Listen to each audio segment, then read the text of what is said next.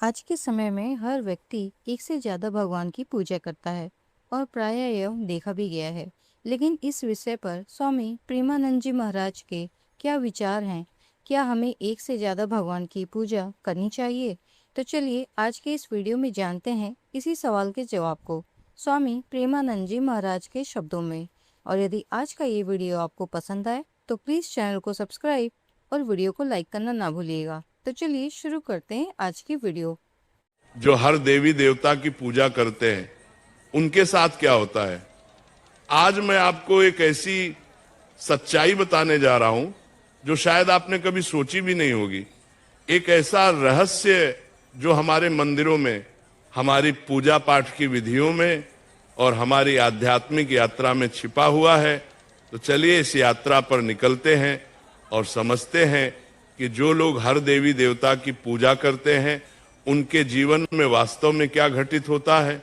कल्पना कीजिए एक व्यक्ति की जो सुबह उठकर सूर्य देव को नमन करता है, फिर गणेश जी की आरती करता है, फिर शिव जी का ध्यान करता है, दोपहर में लक्ष्मी माता की पूजा करता है, शाम को हनुमान जी के मंदिर जाता है और रात को दुर्गा माता का पाठ करता है। क्या यह भक्ति है या भ्रम? क्या यह समर्पण है या बिखराव? जब हम हर देवी देवता की पूजा करते हैं तो हम दरअसल एक बहुत बड़ी सच्चाई को नहीं समझ पाते कि सभी देवी देवता एक ही परम सत्य की अलग अलग अभिव्यक्तियां हैं।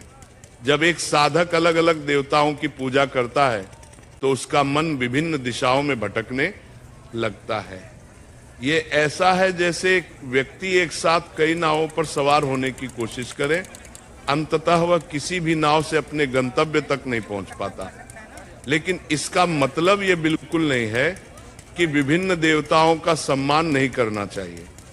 हमें यह समझना होगा कि सभी देवी देवता एक ही परमात्मा के विभिन्न रूप है और हमें अपनी साधना में एक केंद्र बिंदु चुनना होगा। मैं आपको एक कहानी सुनाता हूं। एक सुंदर सी नगरी में श्याम नाम का लड़का रहता था। तो उसके घर में भी विभिन्न देवी देवताओं की पूजा होती थी। उसकी माताजी लक्ष्मी माता की भक्त थी, पिताजी शिव जी के उपासक थे और घर के अन्य सदस्य अलग अलग देवताओं की आराधना करते थे।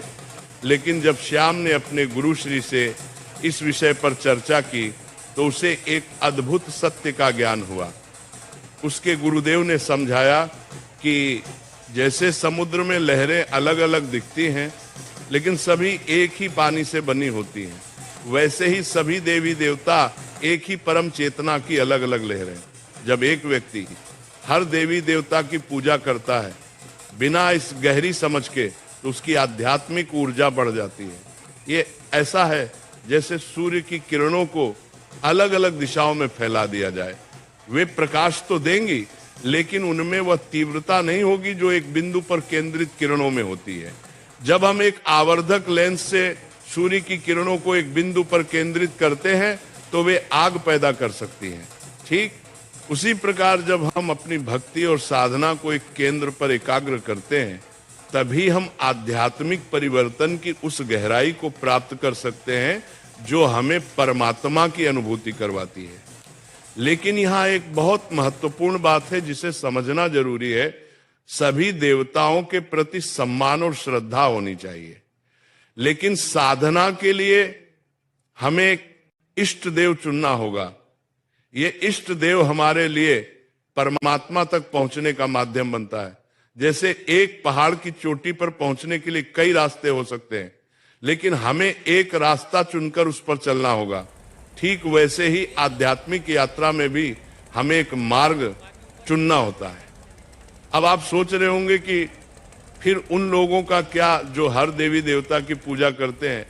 ऐसे लोगों के साथ कई चीजें होती हैं। पहली बात, उनका मन हमेशा चंचल रहता है, वे एक जगह स्थिर नहीं हो पाते।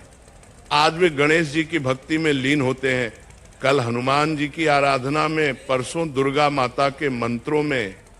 इस निरंतर बदलाव से उनकी आध्यात्मिक ऊर्जा कभी एक बिंदु पर केंद्रित नहीं हो पाती। यह ऐसा है जैसे एक किसान हर दिन एक नया बीज बोए लेकिन किसी एक पौधे को बढ़ने का समय ना दे, अंततः उसे कोई फसल नहीं मिलती। दूसरी बात जो है भक्ति की गुणवत्ता, जब हम अपनी भक्ति को कई दिशाओं में बांटते हैं तो हर दिशा में हमारी भक्ति की गहराई कम हो जाती है। मान लीजिए आपके पास प्रेम का एक निश्चित परिमाण है, अगर आप उसे 10 लोगों में बांटते हैं तो हर किसी को केवल दवा हिस्सा मिलता है, लेकिन अगर आप उसी प्रेम को एक व्यक्ति को देते हैं तो उसकी तीव्रता 10 गुना हो जाती है। आध्यात्मिकता में भी यही सिद्धांत तो लागू दोस्तों होता आज है। की ये वीडियो बस यहीं तक। यदि आज का ये वीडियो आपको पसंद आया तो प्लीज़ चैनल को सब्सक्राइब और वीडियो को लाइक करना ना भूलिएगा। मिलते हैं अगली किसी नई वीडियो में नई जानकारी के साथ।